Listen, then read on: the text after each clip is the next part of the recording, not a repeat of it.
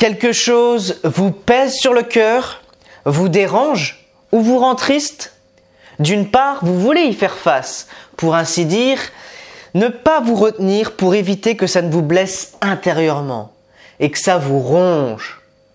D'autre part, vous ne voulez pas nécessairement offenser, insulter ou blesser l'autre personne. Cela signifie que vous devez avoir une stratégie de communication claire que vous pouvez utiliser en tête-à-tête pour aborder ces sujets délicats et inconfortables de façon respectueuse. Commençons par ce que j'appelle la formule HBID. C'est une sorte de formule que j'ai construite pour vous aider à aborder ces sujets délicats. HBID, que signifient ces lettres? La lettre H, c'est l'abréviation d'honnêteté. Parlez dès le début, honnêtement, ouvertement et directement du sujet, de ce dont vous voulez parler, et ne poussez pas l'autre personne ou ne lui léchez pas les bottes dès le début, car cela ne fera que créer davantage de conflits. C'est pourquoi il est préférable de parler de ce dont vous voulez parler dès le début avec une tonalité très calme. B, c'est pour bonne intention. Pourquoi voulez-vous avoir cette conversation? Quelle est la bonne intention derrière? Quelle est la chose positive que vous voulez accomplir avec cette conversation? I, c'est pour informer.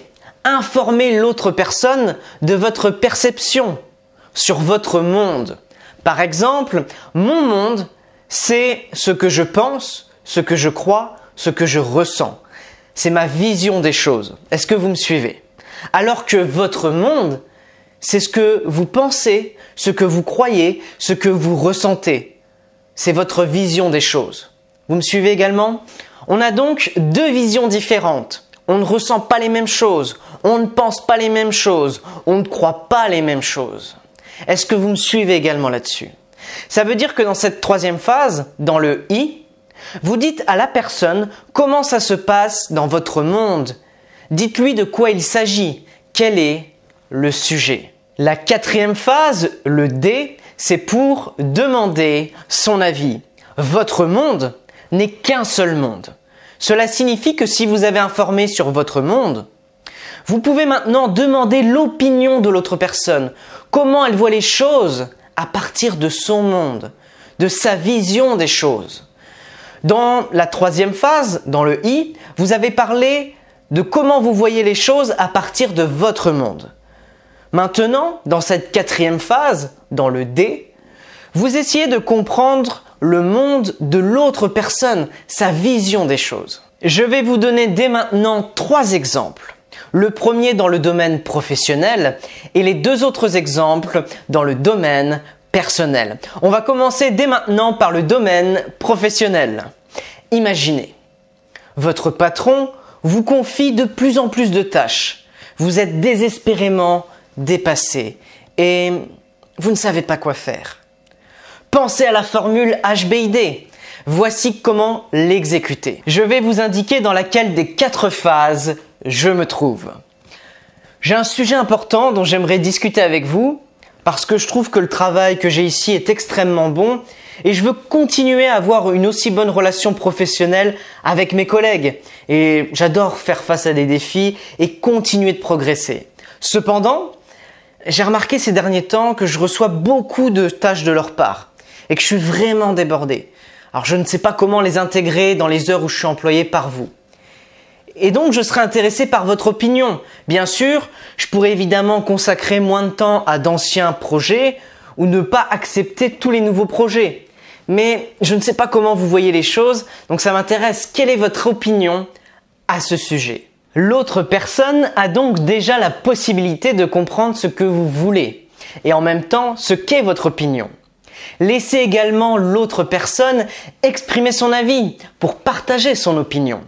Alors bien sûr, avec les problèmes émotionnels liés à ces sujets, ce n'est pas toujours la chose la plus facile à faire. Et pourtant, cette préparation dans cette formule vous aidera à mieux l'emballer et la formuler. Quand vous parlez, ce qui est important, ce n'est pas le cadeau en lui-même, mais le papier cadeau, l'emballage dans lequel vous allez donner ce cadeau. C'est ce qui va faire une bonne première impression et c'est extrêmement important. Passons maintenant à la sphère privée. Votre copine ou votre copain laisse tout le temps traîner son linge par terre. Alors je sais, cela peut sembler une petite chose, mais soyons honnêtes. De telles petites choses peuvent également vous agacer. Donc nous devrions également aborder cela comme le précédent problème avec cette formule. Chérie, je dois te parler d'un sujet qui m'agace pas mal ces derniers temps et en vérité c'est pas grand chose, mais c'est important pour moi de t'en parler. Parce que notre relation est super importante pour moi et je souhaite qu'on puisse en parler ouvertement et qu'il n'y ait pas de problème. Et depuis quelques jours, après que tu te sois couché le soir, j'ai remarqué qu'il y a des vêtements qu'ils ont jetés dans le coin ou par terre. Et en fait, ça me dérange un peu parce que je suis quelqu'un d'ordonné qui veut que les choses soient bien rangées. Et c'est pourquoi je pense que ça serait bien si tu pouvais nettoyer ça. Et en fait, je sais pas, est-ce que c'est une chose qui est importante pour toi ou tu n'y as jamais prêté attention ou bien tu ne sais pas que c'est une chose importante pour moi.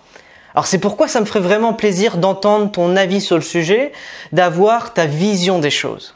Et maintenant, si votre voisin fait du bruit à 6h30 du matin et vous empêche de dormir, vous pouvez utiliser la formule HBID. Bonjour, je souhaiterais vous parler d'un sujet important parce que je tiens à maintenir de bonnes relations avec mes voisins du premier étage et mon voisin du dessus, donc vous. Et depuis quelques jours, chaque matin vers 7h, j'entends du bruit comme une balle qui rebondit ou des objets qui tombent et ça empiète sur mes heures de sommeil. Donc, je voulais voir avec vous d'où vient ce bruit, qu'est-ce qui se passe à 7h du matin.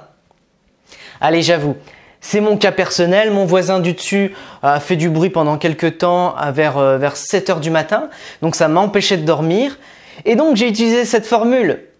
Je suis allé le voir, il n'était pas là directement, donc je l'ai appelé, enfin il m'a appelé, j'ai répondu et j'ai utilisé exactement cette formule-là. Résultat, c'est réglé, je peux dormir tranquillement. En fait, ce qu'il fait, c'est qu'à 6h30 du matin, il part et il donne une corde pour que son chien s'occupe. C'est un malinois, donc c'est une belle bête. donc ça fait du bruit. Et maintenant, il donne plus cette corde le matin, il la donne l'après-midi. Ce qui fait que je dors extrêmement bien. Grâce à cette formule, vous pouvez aborder des sujets émotionnels en toute confiance.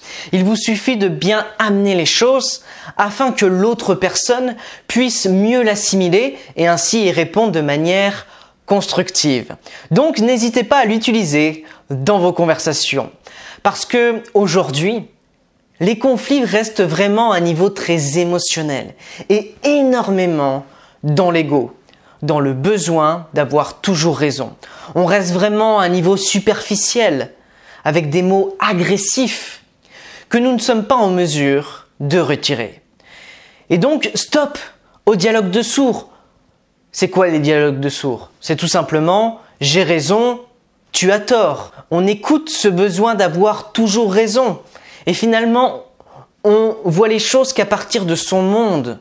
On n'écoute jamais vraiment le monde de l'autre personne. Et si on prend le temps d'essayer de comprendre le monde de l'autre personne, ce qu'elle pense, ce qu'elle croit, ce qu'elle ressent, eh ben on arrive à mieux gérer les conflits. Vous devez essayer de laisser votre ego de côté et de faire attention à l'ego de l'autre personne. Pourquoi? Parce que si vous dites à une personne « tu as tort, tu n'as pas raison sur cela », qu'est-ce qui va se passer? La personne va mettre en place ce que l'on appelle des mécanismes de défense. Et plus aucune discussion n'est possible. Aucun conflit ne peut être géré de cette manière. Vous devez donc essayer de comprendre le monde de l'autre personne et de ne pas voir que les choses à partir de votre monde. Sinon, comment vous allez gérer vos conflits? C'est impossible. Strictement impossible.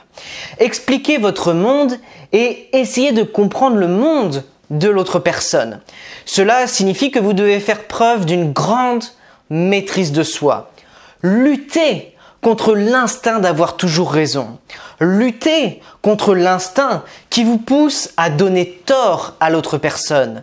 Luttez contre l'instinct d'avoir des dialogues de sourds. Et pour finir, si vous souhaitez devenir aussi équilibré émotionnellement au quotidien qu'en vacances, cliquez sur le lien dans la description pour accéder à une méditation gratuite pour vous libérer de vos pensées envahissantes en 5 minutes par jour. Je vous souhaite une excellente journée et beaucoup de succès dans votre communication.